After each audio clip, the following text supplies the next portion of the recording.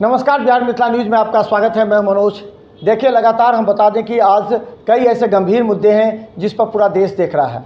हम बता दें, एक तरफ संविधान बचाओ के मुद्दे पर महागठबंधन चुनाव लड़ी थी और कल शपथ ग्रहण समारोह था। और आज बता दें, स्पीकर के रूप में ओम बिरला और के सुरेश दोनों आज दाखिल कर रहे हैं नामांकन। इसके बाद होगा वोट, किसको इस बार स्पीकर का मिलेगा। लेकिन हम जुड़े बता दें, हमारे साथ आकांक्षा रानी सिंह हैं जो कि नगर मंत्री हैं बीजेपी की। आकांक्षा जी, आपका स्वागत है। जी कहिए, आपकी आवाज़ बहुत स्लो आ रही है। हाँ, आवाज़ थोड़ा सा प्रॉब्लम है नेटवर्क में। आकांक्षा जी, आपका स्वागत है। आवाज़ आ रही है? जी आ रही है, बहुत स्लो ब्रेक होकर के आ रही है। ठीक है। आकांक्षा जी, ये बताइए, इस बार चुनाव को आपने बड़े नज़दीकी रूप से देखा होगा। आखिर भारतीय जनता पार्टी की जीत और राजद के हार का क्या कारण मुख्य लगा आपको? आकांक्षा जी जी कहिए, आवाज़ बहुत ब्रेक हो रही है, फिर से बोलिए। इस बार भाजपा के जीत और राजद के हार का क्या कारण नजर आ रहा है? आकांक्षा जी जी हेलो। भाजपा के हाँ, जी भाजपा के जीत का क्या कारण है, क्या नजर आया आपको? भाजपा क्यों जीती? जी भाजपा क्यों जीती इस बार? भाजपा क्यों जीती, हारी, क्या बोल रहे हैं आप? हेलो। भाजपा इस बार क्यों जीती लोकसभा चुनाव में? आकांक्षा जी, क्या आपको लग रहा है, मुद्दा क्या रहा होगा? जी भाजपा जीती है, वो अपने दम पे जीती है भाजपा। इस बार तो महागठबंधन ने चुनाव लड़ा है सिर्फ ये कह करके संविधान खतरे में है, यह कह करके। हेलो। हाँ बोलिए, आ रही है आवाज़। हाँ, मैंने बोला भाजपा जीती है, अपने दम पे भाजपा जीती है। और भाजपा में कम सीट इसलिए आई है कि महागठबंधन ने इस बार यह कह करके चुनाव लड़ा कि संविधान खतरे में है। यह कह करके सारा ये र्यूमर फैलाया और यह कह करके उसने चुनाव लड़ा है इस बार। तो इसलिए भाजपा में कम सीट आई है, लेकिन भाजपा जीती है, भाजपा अपने दम पे जीती है। तो जो उन्होंने ये अफवाह मान के चलिए, अफवाह फैलाया कि संविधान खतरे में, तो आप लोगों ने इसका काट सही तरीके से जनता के बीच में क्यों नहीं दिया, जिससे आपकी सीट वोट कम आए? आप लोगों ने क्यों मेहनत में कमी की? हम लोगों ने जवाब दिया। हेलो। सांसद जो हैं, हाँ सांसद जो हैं देवेश जी, उन्होंने भी बोला कि जो हमारा हमको वोट नहीं देगा उसको मैं व्यक्तिगत सपोर्ट नहीं करूँगा। तो इस पर क्या विधानसभा में भी इसी बुनियाद पे वो लोग चुनाव लड़ेंगे? इसी पर वो लोग कर सकते हैं? कैसे फिर से हम लोग उसी पर जा कर के चुनाव लड़ेंगे? देखिए, हम लोग ने जवाब जी। आकांक्षा जी, एक बीजेपी के नेता होने के नाते आप लोगों ने महागठबंधन के सवालों का जवाब क्यों नहीं जनता के बीच में दिया, जिससे आपका वोट कम हुआ, सीट कम हुई आपकी? हम लोगों ने जवाब तो दिया, लेकिन वो लोग बहुत सारे ऐसे हथकंडे अपनाए जो हम लोग नहीं कर सकते थे। क्यों वो नहीं? जगह जगह जा करके जी, वो लोग जगह जगह पैसा बांटते थे, गलत र्यूमर फैलाते थे कि आप बीजेपी आएगा तो संविधान बदल जाएगा, बीजेपी आएगा तो फिर से ये जो इंदिरा जी के टाइम में सरकार चलती थी तानाशाही वो होगा, यह का। तो आजकल के समय में लोग तो ज़्यादा से ज़्यादा यही चाहते कि भाई हमको कहीं से पैसा आए, तो आपके सामने कोई भी अच्छा आपके सामने आपका सपोर्ट करेगा। आपके पीठ पीछे अगर कोई आपको पैसा देता है तो लोग उसी का साथ देंगे ना। लेकिन हम लोगों ने बहुत कोशिश की अपने तरफ से, और हम लोग के कोशिश का ही ये फल है कि हम लोग जीते। हाँ, सीट कम आई, लेकिन अगली बार हम लोग और कोशिश करेंगे।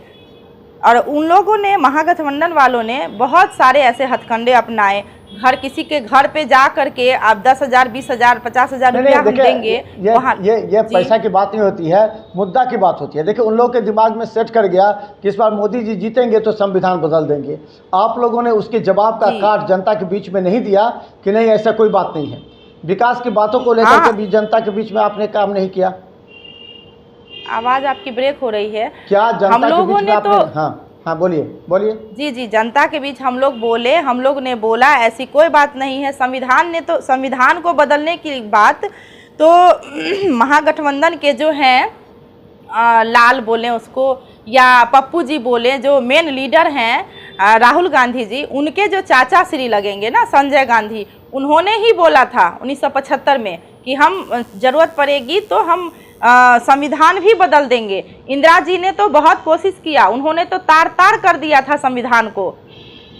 संविधान के खिलाफ जा कर के वो आपातकालीन जो उतनी सारी उन्होंने हथकंडे अपनाए, इमरजेंसी लागू किया था। बीजेपी में ऐसा कुछ नहीं है, लेकिन अब सबके मन में है कि कुछ तो हथकंडे ऐसे आने चाहिए कि जिससे हम अपना चुनाव लड़ सके, बस यही बात है। अच्छा, ये बताइए लोग कि हर जगह गए। आप आकांक्षा जी नगर मंत्री हैं बीजेपी की, नगर का क्या स्थिति होगा?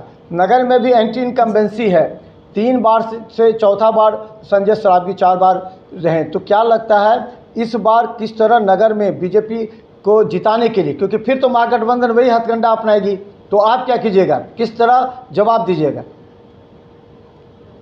वो उनको जो अपनाना है हथकंडे अपनाए। हम लोगों ने काम किया है, हमारे संजय सरावगी जी ने काम किया है, नगर में काम किया है, जगह सबके घर पे मतलब जिसको जो ज़रूरत हो पड़ी है, कभी वार्ड का काम पड़ा हो या जहाँ भी हो, रोड का हो, और बहुत सारे ऐसे स्कूल कॉलेज हैं, टूरिस्ट पैलेस, जहाँ भी ज़रूरत पड़ी है सरावगी जी ने ये किया है, हमारे विधायक जी ने।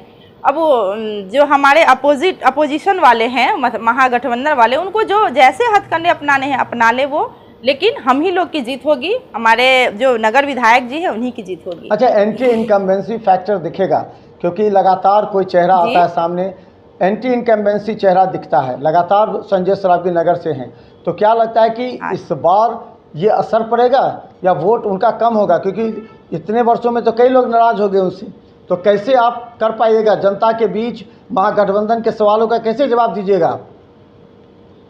जी, हर जगह ऐसा होता है, अच्छे बुरे लोग होते हैं, हर जगह इस टाइप से होता है। अगर जिनको मतलब सोचना है कि हमको नहीं देना है, जो सोच रहे हैं कि हमको नहीं सरावगी जी मदद किए, तो थोड़ा एक आध वोट से कुछ नहीं होगा, वोट अच्छी मिलेगी और भारतीय जनता पार्टी को, और विधायक हमारे जो संजय सरावगी जी हैं उन्हीं को वोट मिलेगी। और अगर वो काम, ये सोचने वाली बात है, अगर उन्होंने काम नहीं किया है तो वो 4 बार 5 बार से कैसे विधायक बन रहे हैं, ये सोचने वाली बात है। और लोग उनसे खुश हैं तभी तो उनको वोट दे रहे हैं। चलिए, एक अंतिम सवाल पूछेंगे कि देखिए अब ये हो रहा है कि जो हमारा वोट बैंक है, हमारे दिमाग में सेट हो जाता है कि ये इस वार्ड से हमको वोट नहीं आएगा, इस मोहल्ले से हमको वोट नहीं आएगा, उस क्षेत्र में हम काम नहीं करेंगे, या फिर व्यक्तिगत उनका कोई काम है नहीं। देवेश चंद्र ठाकुर ने बोला था जो एमपी, तो क्या लगता है विधानसभा चुनाव से पहले प्रत्याशी अभी से ही अपने अपने वोट बैंक पर काम करेंगे? फिर से इस सवाल को दोहराइए, आप आवाज़ ब्रेक हो रही है। देखिए जिस तरह देवेश चंद्र ठाकुर ने कहा था कि हमारा वोट बैंक जो है उसी का काम करेंगे, तो इस बार विधानसभा चुनाव में नगर क्षेत्र में भी जो वोट बैंक बीजेपी का है उसी में काम होगा अभी से ही चुनाव से पहले, और जहां लगेगा कि वोट बैंक नहीं है, जो वोट नहीं देगा उस क्षेत्र में काम नहीं होगा, ये होगा क्या इस बार?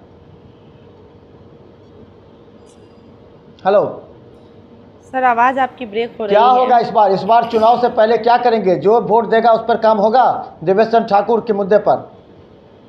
हेलो सर, आवाज़ ब्रेक हो रही है, फिर भी थोड़ी आपकी आवाज़ आई है। देवेश चंद्र ठाकुर ने जो कहा था उस पर कह रहे हैं कि जो वोट नहीं देगा उस क्षेत्र में व्यक्तिगत काम नहीं करेंगे। कुछ नहीं आ रही। हेलो, तो बहुत बहुत धन्यवाद। हम बता दें कि नेटवर्क कट जा रहा है, हम आपसे बाद में मिलेंगे। हाँ बोलिए। एक मिनट सर, आपकी आवाज़ थोड़ी सी आई है, ऐसे तो ब्रेक हो रही है, मैं बता दूं। हाँ। ये देवेश चंद्र ठाकुर की बात जो आप बोल रहे हैं, तो ऐसा यहाँ कुछ नहीं है। हमारे नगर विधायक जी ऐसे नहीं करते हैं कि आप व्यक्तिगत रूप से उनको किसी से द्वेष नहीं है, और उन्होंने कभी ऐसा नहीं कहा है कि मैं उसका व्यक्तिगत रूप से काम नहीं करूंगा, ऐसा कुछ नहीं है। वो सबका काम करते हैं।